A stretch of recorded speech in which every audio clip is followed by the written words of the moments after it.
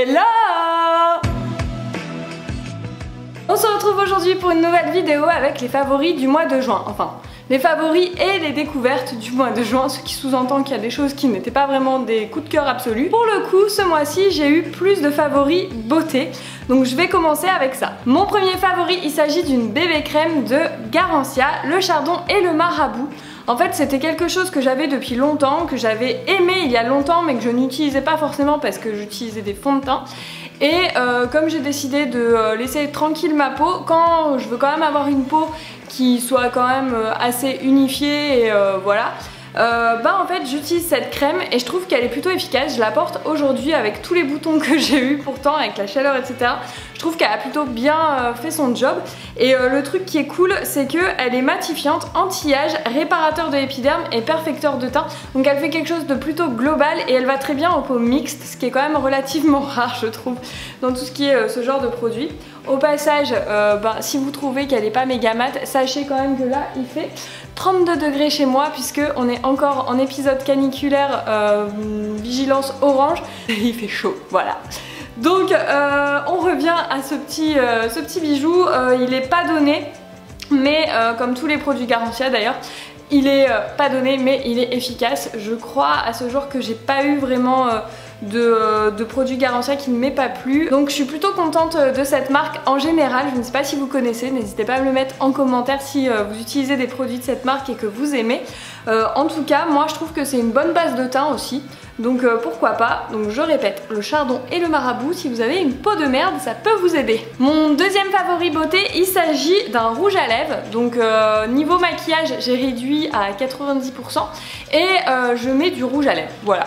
Un petit peu de mascara aussi, un petit peu d'anti-cerne quand j'ai passé une nuit assez courte, mais ça s'arrête là, je mets pas autre chose. Et du coup le rouge à lèvres je me lâche un petit peu et je mets des couleurs assez pétantes, ce qui est quand même assez drôle parce qu'en fait si on revient 6 années avant, je ne mettais pas du tout de rouge à lèvres parce que je trouvais que mes lèvres étaient toutes petites et que j'aimais pas du tout ça. Elles sont toujours aussi petites, mais je sais pas, ça s'est inversé, je maquille presque plus les yeux et je mets tout sur les lèvres. Donc là j'étais à une soirée par Guiran Beauté au Pasino, d'ailleurs je vous en parlerai dans une autre vidéo où je ferai un concours, donc ne zappez pas cette vidéo, il y aura plein de trucs à gagner, vous allez adorer. Et du coup en fait pendant cette soirée il y avait cette marque, donc c'est Mesoda, je sais pas comment ça se prononce, qui était là et qui proposait de choisir un rouge à lèvres mat. Donc c'est celui que je porte, il est assez pétant, c'est-à-dire qu'il n'y avait pas trop de lumière quand je l'ai choisi, mais quand je l'ai vu à la lumière du jour j'ai dit ah ouais quand même. Donc moi j'ai choisi la couleur Donut 105 et pour le coup une couche suffit, il est mat, zéro transfert et je me suis pas mis un papier pour enlever le surplus, j'ai juste mis une couche bien comme il faut et après une fois que c'est sec et ça tient vachement bien, la pigmentation est au top, donc je suis plutôt très contente et je m'en veux de pas avoir pris le rouge, mais parce que je me suis dit j'ai plein de rouge, mais en fait vu la tenue, ce rouge à lèvres est vraiment top, donc je pense que je vais aller voir combien il coûte et je pense que je vais m'en acheter d'autres couleurs, voilà. Mon troisième favori beauté, il s'agit d'une argile blanche de la marque Naturado. Donc en fait ils me l'ont envoyé pour que je teste et au début j'étais ouais bon c'est de l'argile quoi, mais pour le coup moi qui fais souvent des tambouilles à l'argile, elle est vraiment de très bonne qualité. Donc là qu'est-ce que j'ai fait, j'ai fait un masque pour le visage donc j'ai mis un petit peu d'argile blanche, de l'aloe vera et de l'eau d'amamélis. Je voulais quelque chose qui agisse sur l'hydratation, l'éclat du teint et la purification. Donc du coup c'est plutôt pas mal, donc c'est de l'argile blanche pas verte qui est vachement, donc elle est beaucoup plus douce que l'argile verte pour la peau, donc moi qui ai la peau très sensible c'est vraiment celle-ci que je préfère utiliser. Pareil quand vous avez des démangeaisons, ce genre de choses, c'est vraiment ce genre d'argile que vous pouvez utiliser. Et elle a plein d'autres fonctions que j'ai pas eu le temps d'utiliser, mais notamment pour les cheveux, si vous avez des cheveux qui regressent vite, etc. Si vous voulez vous faire des masques du cuir chevelu, et il y a des petites recettes j'ai vu. et je pense que je vais me le faire. En tout cas je suis super contente et je vais pas ouvrir parce que ça va foutre de la poudre partout. Un truc à savoir, c'est que tout ce qui est masque à l'argile, ne laissez jamais sécher parce qu'en fait vous allez faire pire que mieux, vous allez vraiment prendre toute l'eau qu'il y a dans votre épiderme et du coup vous allez déshydrater plutôt qu'hydrater votre peau, ça serait dommage. Donc moi ce que je fais, c'est qu'une fois que j'ai appliqué le masque à l'argile, je prends une petite bouteille brumisateur là, de n'importe quelle eau thermale, et je brumise pour pas que ça sèche. C'est hyper efficace et du coup vous laissez 10-15 minutes, c'est vraiment top, vous enlevez avec un gant et après votre peau est nickel, à refaire 1 à 2 fois par semaine. Ensuite, alors c'est pas un favori, c'est une découverte, ou plutôt un test. En fait, quand je suis allée à Madrid, ma copine Elsa avait un défroisseur, mais du tonnerre. Je sais pas la marque, faudrait que je lui demande. Je sais qu'elle l'a payé assez cher et pour le coup ça marchait trop bien. Genre on mettait la robe sur le cintre, on faisait pshht comme ça et ça défroissait total. Donc moi je me suis dit, je déteste repasser, j'ai même pas de fer à repasser en fait pour tout vous dire. Bah ça pourrait être quelque chose qui m'irait parce que du coup il n'y a pas besoin de sortir la planche, etc. Donc je me suis acheté un défroisseur chez Lidl, mais alors ça marche pas du tout aussi bien que le sien. Et bah pour le coup, soit je m'y prends très mal, dans ce cas là n'hésitez pas à m'expliquer comment vous faites. Mais en fait ça défroisse, mais vraiment que dalle. J'ai même essayé des tissus ultra légers. Et bah ouais, c'est méga léger l'effet quoi. Donc pour moi c'est plutôt un flop qu'un favori. Disons que ça défroisse léger quoi. C'est pas... voilà. Bon alors le principe pour ceux qui connaissent pas, on met de l'eau là dans le petit réservoir. Ça chauffe, ça fait de la vapeur, on appuie et en fait avec la vapeur et on va dire la gravité du tissu, je sais pas, plus ça qui est chaud, et ben ça défroisse vraiment votre robe, votre t-shirt, votre vêtement.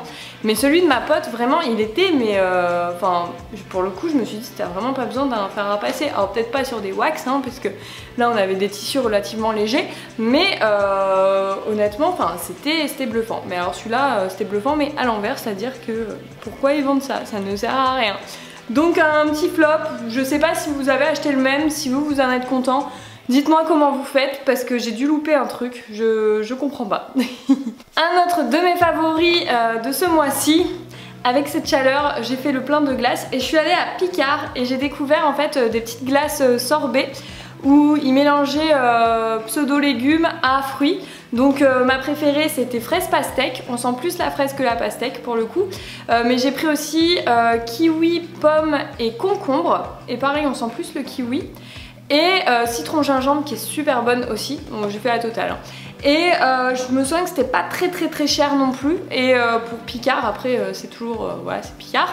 Mais elles étaient super bonnes. Donc si vous êtes des accros à Picard comme moi, ou si vous passez de temps en temps devant ce magasin et que vous cherchez des glaces qui changent un petit peu de ce qu'on a d'habitude, des Magnum et compagnie, les sorbets c'est plus désaltérant, c'est plus frais. En plus comme ça, je sais pas, moi je me dis, ça fait peut-être un fruit et légumes par jour. Ça c'est pour me donner bonne conscience. En tout cas moi j'ai adoré, donc il y a 5 bâtonnets par boîte et bah voilà, Picard quoi. Sinon je suis allée au cinéma, j'ai été voir Rocketman, donc c'est le film avec Elton John, enfin non, il n'y a pas Elton John dedans, c'est le film qui retrace la vie d'Elton John jusqu'à je sais plus quel âge, bref, pas jusqu'à la fin, enfin pas jusque là. Oula, je m'embrouille. Elton John va très bien, je veux pas faire de fausses rumeurs. Du coup, en fait, non, c'est un film qui retrace la vie d'Elton John jusqu'à ses, je sais pas, peut-être 35-40 ans, jusqu'à ce qu'il se stabilise. Et franchement, c'était plutôt pas mal. En fait, il y avait énormément de critiques négatives, donc j'y suis allée en me disant il va pas être ouf.